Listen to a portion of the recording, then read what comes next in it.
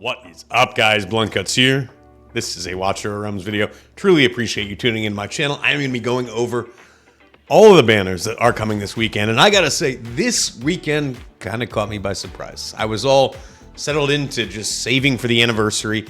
And yet along comes this weekend. And I swear every single banner, almost every single banner anyway, that is coming out this weekend, I think is hard to pass up on. So I'm going to go through all of them. I'm going to talk about the heroes that are on Raid Up. I'm going to go through those Heroes Awakenings. Going to talk about logical stopping points. Give you a little insight into what I think about these banners. Then I'm going to come back at the end. I'm going to talk through what I think you should do. Let you know what I'm doing. Close out the video. Before I get to the banners, please take a second, click that thumbs up button, like the video. It makes a massive difference for my channel, and I really appreciate it. It takes you 2 seconds, but it really does make my day. So thanks in advance for doing that. Subscribe. If you're not already subscribed, I would appreciate that as well. Let's talk about these banners. So let's go through these banners real quick here before we get into the specific heroes. But first off, we do have 2x for both rare summons as well as divine summons. These are a total skip for everybody.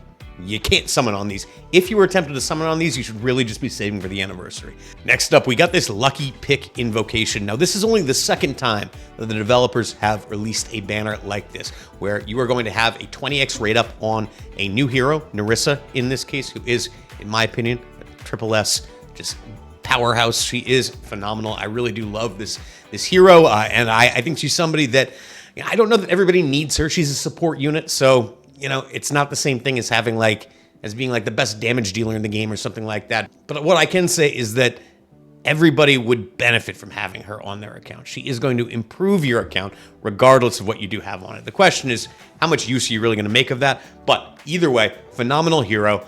And alongside her, you're going to be able to pick literally any non-lord that is available from regular summons and boost that unit's pull rate by 20 times. This is an amazing opportunity, in my opinion. What I think makes this iteration of the Lucky Pick Invocation different is that Nerissa is just so good. Then you can pair her with somebody that you need Awakenings on, somebody that you haven't been able to pull, something like that. I mean, personally, I think I'm probably going to be picking Numera more than likely. I struck out on all the poisoners, but Numera, I really want on my account. I think this is going to be hard for me personally to pass up. On Friday, we are going to have this nascent divine summoning. I can't give you specific advice on whether or not you should be pulling on this. It's completely dependent on your account. The best advice I can give you is go to your gallery, go and look for all of the unowned heroes that are available from regular summons, figure out which ones you'd be happy about, which ones you wouldn't be happy about, and then you can make an estimation about whether or not you have a good chance to get a hero that you would like to get on this banner. I did it personally. It looks like about 2/3 of the heroes that I could pull are desirable ones, so I am going to be going for it myself. Finally, we've got this special ancient summoning banner featuring Torodor and Iovar. This one is not going to be for everyone. It is odd to have a base lord, as in a Torodor, alongside another lord and Iovar on an ancient banner. In fact, I complained heavily about Valderon and Ymiret being on the same banner about a month or two ago, and I gotta say that this is just something that I don't think should ever really happen. I think it's silly to have a double rate up on a lord. It's a weird kind of dynamic. For me personally, this is kind of like a tailor-made Blunt Guts banner because I have Torodor at A4.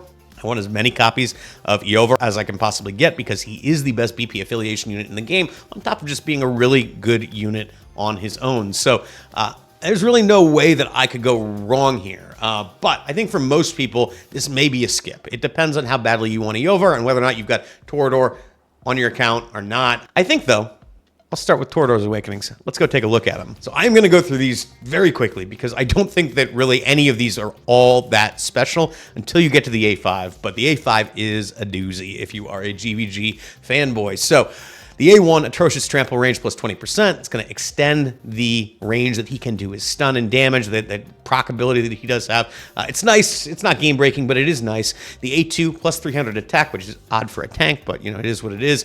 Increases faction team members' attack speed by 20. It's so minor. I really wish that this was like 5% damage, another 5% chance to get an extra swing on a basic attack, something like that. But at 20 speed is just so minimal that it really, I think, weakens the A2, unfortunately. The The A3, during the effect of Hellfire Burning, which is his ultimate, increases the trigger chance of Atrocious Trample by 10%. More stuns, more likely to get the stuns. It's going to take some of the RNG out of it. This is nice. This is probably, aside from the A5, his best awakening. And then the A4, Rage Regen Auto +1. This is just bad. This is not good. I mean, I guess getting back around to the ultimate is nice, but it just doesn't really do all that much for him. I think damage reduction here would have been nicer, but is what it is. The A5, Hellfire Resurgence, can be triggered one more time per deployment. Hellfire Resurgence essentially is the ability that allows Torodor to resurrect himself when he does take fatal damage the first time. Getting this A5 means he can do it twice per deployment. This is incredible, especially in GVG. It does mean you'll have to kill him 3 times before he does finally die, maybe more than that. If Wukong is on the team and is giving him the monkey business buff, maybe another time. If Carnelian's on the team, maybe another time. If Lily's on the team, et cetera, et cetera. Valk could res him again. There's all sorts of ways that this can just add another wrinkle that your opponent does have to consider, makes it harder to beat your defense, and is a key component to a lot of the high-end Nightmare teams. I'm very hopeful that I am going to be able to snag an A5 Torodor this weekend, because I do have him at A4. I've had him at A4 for like a year at this point, so it would be nice to get that. I guess I would prefer Iovar still, but at the same time, I won't complain about getting a Torodor, which is why, ultimately, for me personally, this is going to be a good banner. But I think for most of you, you're probably going to be a little conflicted about it. Let's go take a look at Iovar's Awakenings, and I can talk a little bit more about why I think he is such an amazing hero. Iovar is fantastic. I'd say top 3 Ancient Exclusive Lord in the game. I'd say probably Praetus or Ingrid, 1 and 2. You can flip-flop those. Praetus is probably better at PvE. Ingrid's probably better at PvP, but both of them are fantastic. I'd say Iovar is solidly in number 3. Now, a lot of people might place Valderon there. I don't really think that Valderon is all that anymore now that I have him. I do love Valderon. I think he's solidly in the 4th spot, but I do think that Iovar is just an all-around better hero. He's great in so many different areas in PvE. He's great in a number of different codexes. On top of that, he's really good in PvP as well, whether you're talking about GVG as a defense hero, whether you're talking about anti-air arena, or the place where he is unequivocally the best unit in the game, and that is in GVG as a Demon Soldier affiliation unit. He has the highest potential battle power of any unit in the game as far as Demon Soldier affiliation is concerned. I'm going to go through these awakenings, but just keep in mind that every single awakening will enhance his battle power, which does mean he will become a better affiliation unit by default. Whether the awakening is good or bad or anything like that, it is going to be a BP boost. So that is important to keep in mind. The A1, when the ultimate ends, there is a 40% chance of generating 4 flying swords immediately. This is a really good awakening. A better chance of getting Victorious Pursuit up before the next ultimate. It also synergizes with his exclusive artifact, which does gain penetration based on the number of flying swords that he does have when he does use his ultimate. So there's a lot of really good things about this. It's not crazy overpowered or anything like that, but it is definitely a beneficial A1. The A2, plus 300 attack for him, but it's also going to increase his faction team members' damage to airborne units by 5%. This is great. One of the major advantages for Piercers is that they do have increased damage on marksmen. Anyway, do have increased damage against air-based units, and this is going to double down on that. It's going to further strengthen what is already a strength, and I do like that. The A3, the duration of Victorious Pursuit, is increased by 5 seconds. If you take a look here, Victorious Pursuit gives him a whole host of benefits. It is going to enhance his damage pretty significantly. Typically, it does have a 10-second duration. With the A3, it will go up to 15 seconds. And just circling back to the A1, having more flying swords means you're more likely to have 12 flying swords at the time you do use the ultimate, which will increase the duration of Victorious Pursuit another 5 seconds, meaning you could get up to 20 seconds of Victorious Pursuit. If you're using the ultimate on cooldown, this is going to massively increase the uptime of Victorious Pursuit, which is really going to enhance his damage pretty significantly. The A4 is plus 8% crit rate, which I don't love, honestly. It's not great. I wish this was penetration, but 8% crit rate should give you some flexibility as far as the gear that you use. You might be able to bring in a piece that does not have any crit rate on it, which could be beneficial. The A5, when deployed, immediately obtains 12 flying swords. This is, in my opinion, the worst awakening he has. Maybe the A4 is worse, but it's also, like I said at the beginning of this, is going to give you more battle power, so you can't really complain about that. As far as just enhancing the hero, the A3 is pretty unequivocally the best place to stop. So he is going to be the best version of himself, or most of the best version of himself at A3. You're going to get minimal benefit from the A4 and the A5 as far as his performance is concerned. But to truly max him out as an affiliation unit, you of course need to get him all the way up to A5. Moving on to the Nerissa banner, this lucky pick invocation. I'm going to talk about Nerissa here. I'm not going to talk about what units you might want to pair her with. I will have a separate video on that coming out tomorrow, so keep an eye out for that. But I do want to talk a bit about Nerissa here because she is she's an interesting lady here. I don't know, Medusa girl, tentacle lady. I'm not sure what she is. 4 different arms. She's got squid legs. Big old vase with eyeballs on it. Yeah, you know, like you do. Very interesting hero. I'm not going to go crazy in depth in her kit. On top of the video I did just mention, I'm also going to have another video out tomorrow where I do some testing on Nerissa, and I am going to talk a little bit more about her kit, try to decode the language that's used to describe some of her skills and give you some clarity on exactly how some of this stuff will work. But what I will say, generally speaking, is that as far as healing output is concerned, she's more or less on the level of Island, the Infernal Healer. And Nerissa, honestly, is better than her after A1, I would say. They have different skill sets. Nerissa is largely a reactive healer, meaning that something happens and something in her kit causes a heal to go out to somebody in range for her. She doesn't have a manual ability that's going to allow you to do any kind of like burst healing. She's got this kind of wonky ultimate where she becomes a damage dealer for some reason. I don't understand why this was done. On top of that, it's a cleanse for some reason. This is a weird ultimate. I don't like it. If you want to gear her as both a damage dealer and a healer, she is very stat hungry. If you try to create a hybrid build, you're going to inherently lower the top end for either the damage or for the healing, one or the other. And I just don't think that that is a viable strategy, which makes me wonder, why is it in here in general? On top of that, you have to switch into this damage mode by casting the ultimate when you want to dispel, which I think just completely undercuts the dispel. Honestly, I think you're better off just not using the ultimate, period. So I would kind of forget about the fact that she can dispel. I would kind of forget about the fact that she has this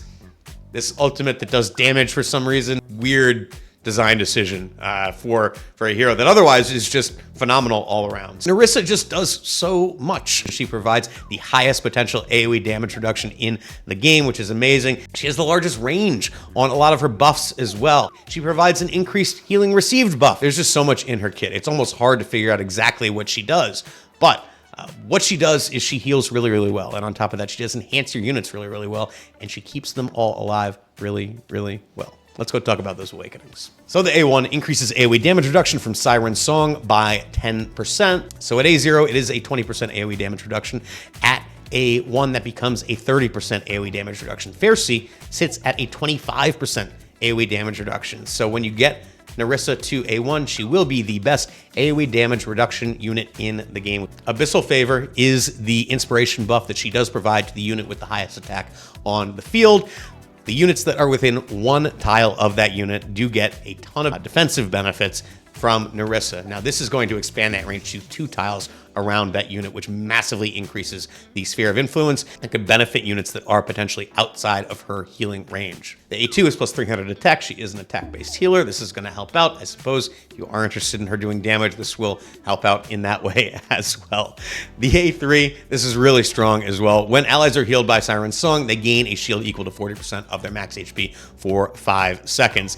This effect can be triggered up to 1 time every 15 seconds. So 15-second cooldown, 40% max HP shield. Now, the question that one of my guildmates had was whether or not this is limited to a single unit or if this happens anytime a unit is healed by Siren's Song. And I am happy to say it is any unit, meaning that anytime a unit is healed by Siren's Song, they will gain a 40% shield, but that particular unit may not gain another shield for 15 seconds afterwards. It's really good, like really good. Once I got this awakening, I was able to pretty consistently on the test server hit 35k in Abyss 1 with her as the only healer in the comp. A3 really enhances her ability to keep everybody alive. So yeah, very solid awakening.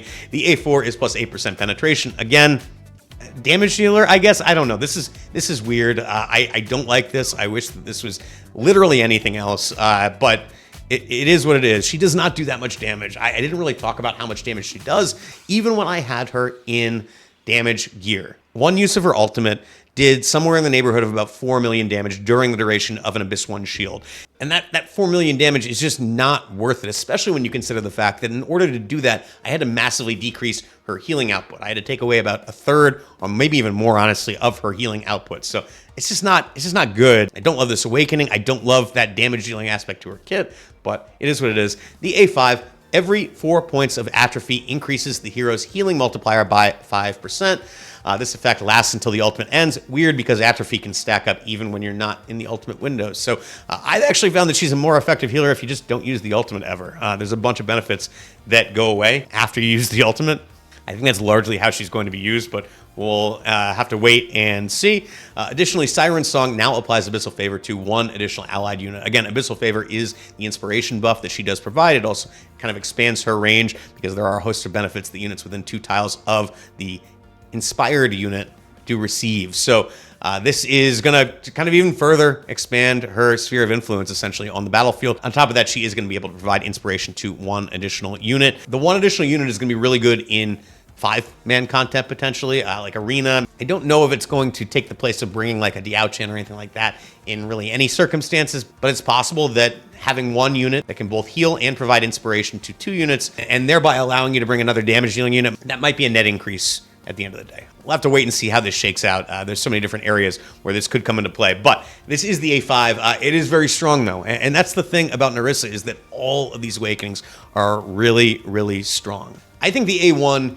is the best one in my opinion. It's the one that takes her from good to great. It is going to give her the best AoE damage reduction buff in the entire game. On top of that, it is going to expand the range of the Abyssal Favor benefits, which really changes the way that she can heal the entire group. So the A1 is really significant. It's the one that I'm going to be hoping to get, but the A3 is no slouch either, because this is going to massively increase your entire group's durability, especially in boss fights, especially when there is really heavy damage going out. And then the A5 is, I'd say a little bit more niche, but potentially very powerful in non-boss fights. I think that the more units you are bringing, the less value this does have. Abyssal Favor, again, her inspiration buff, being able to apply to 2 units is great when you're only doing 5-man content, but if you are bringing a team of 10, you're probably going to want inspiration on a lot more units. Very, very solid awakening any way you do slice it. For me personally, I'm going to be going for the A1. I think that is the logical place to stop. I'd love to get her to A3 eventually, and of course A5 eventually too. I think if you're a whale, or if you're somebody who really loves this hero, really thinks this hero is going to push their account in some way, and you want to pull heavily, I say the A3 is probably the logical place to stop. In that kind of circumstance, but I think most of us are going to be damn happy if we can get her to A1. It's so hard to get units on these banners, though, that I don't know that I can really recommend that anybody should be pulling heavily on any of these things, right? So anyway, let's go talk a little bit more about strategy before I do close out this video. Yeah, well, there you have it, guys. So I've gone through all these banners, and like I said at the beginning of this video, I was caught off guard. I did not think I was going to be so ready to pull. Here's the question you really need to ask yourself. How much faith do you have that the anniversary is going to be just head and shoulders above what you're going to see this weekend? The first day of these banners is going to be on Thursday, June 12th. The last day is going to be on the 16th, which does mean that we'll be about halfway through the month of June. Based on some whispers that we've seen, it does seem likely that we're not going to be seeing the anniversary events until at the earliest the very end of June, but maybe not until the first week in July. So I think you should keep in mind you're probably going to have another couple weeks to accrue more summons after these banners do go away. But with that said, I'm not certain that there is going to be a banner that is going to be better than a triple S tier hero partnered with a hero of your choice. It depends on your account, obviously. Me personally, there are a lot of heroes that I really want, and I don't think they're going to be releasing another hero that is head and shoulders above like a Numera, and I really want Nerissa. So for me, it's going to be worth it to pull. Now, I don't know that necessarily means that you should be going all out. I mean, if you've been saving for the anniversary for 2 months and you've got like 1,000 summons, I'm not saying you need to spend them all here, but I'm going to be pulling at least 2 or 3 legendaries on this banner.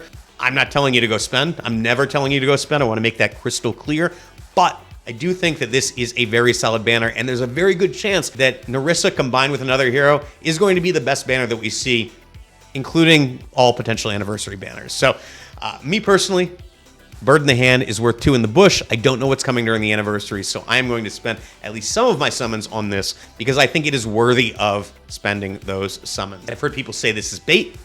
I'm sure it is, but that doesn't mean that the banners during the anniversary are going to be better than this. They do want to drain you of your summons, but I don't trust the developers to put forth compelling banners. They often don't have a very good grasp on what the community wants from their own game, which is odd to say, but is really the truth a lot of the time. So I'm not going to tell you one way or the other what to do, but I am telling you that I think this is good enough to spend some of my summons on. That is what I plan to do. As far as this banner is concerned, I think that unless you're in a very unique case like me, where you would be happy with either a Torodor or an Iovar, I would probably not pull.